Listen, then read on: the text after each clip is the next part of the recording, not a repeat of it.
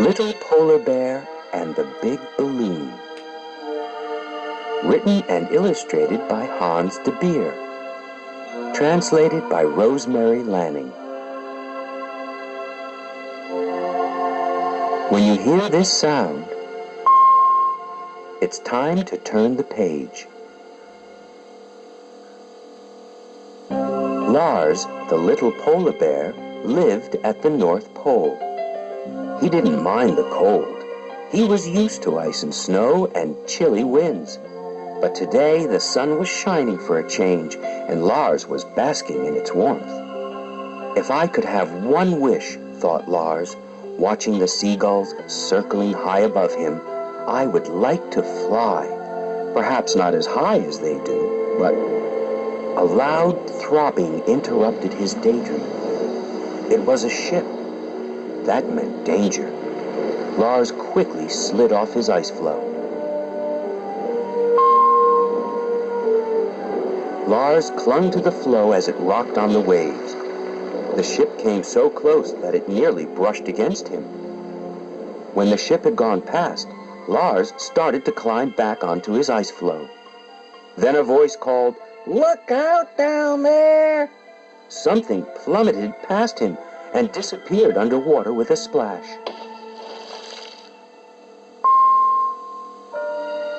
When Lars had recovered from his shock, he ducked under the water to see what the something was. It was a strange bird. Alarmed at the sight of a polar bear, the little bird tried to swim away. But Lars swam underneath it and lifted it out of the water. "There's no need to be scared of me," he said. "I'm Lars, the little polar bear." He spoke so kindly that the little bird stopped being frightened at once. "I'm Yuri, the little puffin," he said, smiling back at Lars.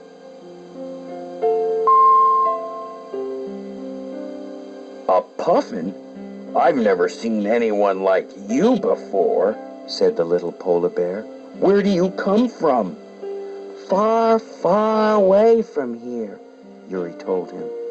"I was fishing one day, and I accidentally dipped my wings in an oil slick. I just managed to get onto that ship, but I couldn't lift my wings anymore. I've been on the ship for days and days with nothing to eat. Then I saw land at last, and here I am. Now I'll never get home again," he said sadly. "Of course you will.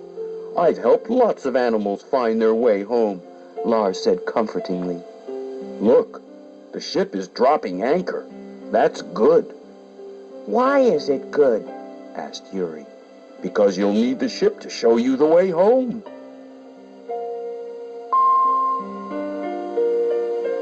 "I can't help you fly," said Lars, "but I can make your wings feel better. When we polar bears have a pain, we always go to the hot springs. I'll take you there. Follow me." The little puffin's webbed feet made it hard for him to keep up with Lars. "Flying really is the best way to travel," he sighed. "I'm sure it is. I'd love to fly myself. But jump on my back and we'll get there faster." When at last they arrived at the steaming hot springs, Lars found it hard to persuade his little friend to get into the bubbling water. "Are you sure this won't hurt me?" Yuri asked anxiously.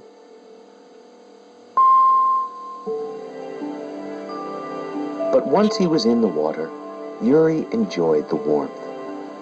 Soon the oil had washed off his wings, but he was still too weak to fly.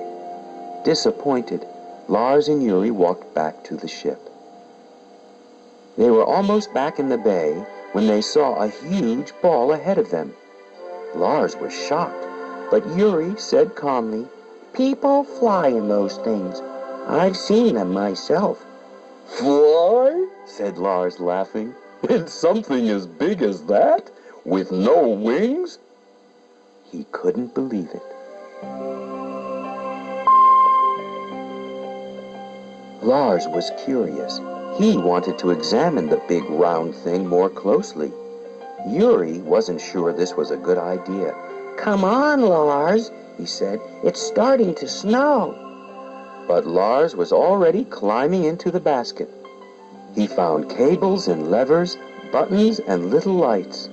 "Come here, Yuri. You've got to see this," cried Lars eagerly, helping the little bird into the basket. As he did, he accidentally pushed something. There was a loud hiss. A flame shot up over their heads, and before Lars and Yuri knew what was happening, the balloon took off. It climbed higher and higher through the swirling snowflakes.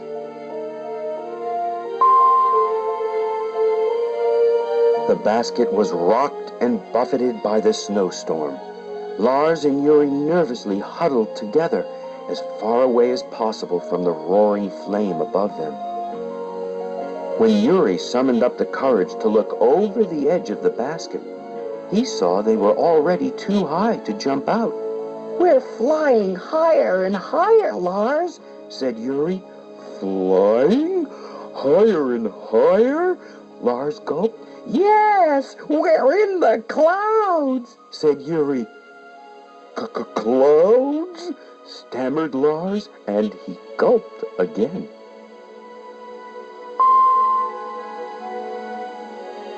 Suddenly the roaring stopped. The flame went out, and they floated peacefully above a sea of clouds.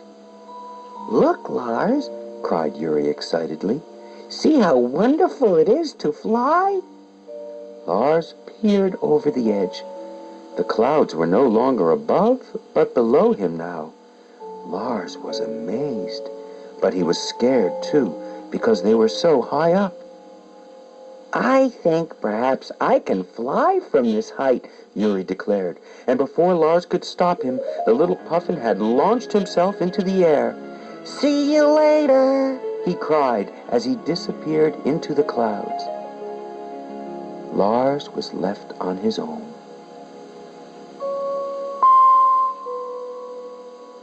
Lars held on tight as the balloon sank back into the clouds. "Help, Yuri, help!" cried Lars. But there was no answer. Swaying violently, the balloon finally came out of the clouds, and Lars could see where he was going, and there was Yuri. "Look, Lars, I can fly again," he cried happily, and he was gone. Lars was so pleased that he forgot his fear for a moment. Then he saw the ground getting closer and closer.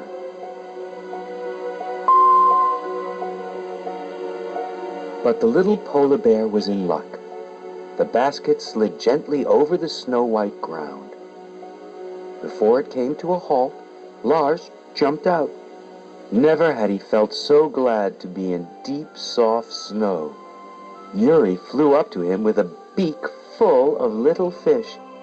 "For you," he said, laughing happily. "It's all thanks to you that I can fly again." "And thanks to you, I now know what it's like to fly," said Lars, and he laughed happily too.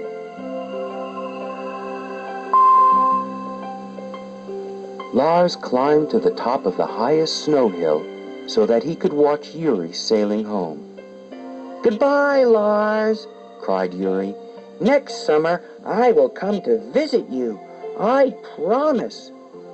Then he swooped down onto the departing ship. After the ship disappeared over the horizon, the little polar bear stayed at the top of his snow hill. "This is high enough," he thought. "I don't need to fly. I have a friend who can, and that's good enough for me."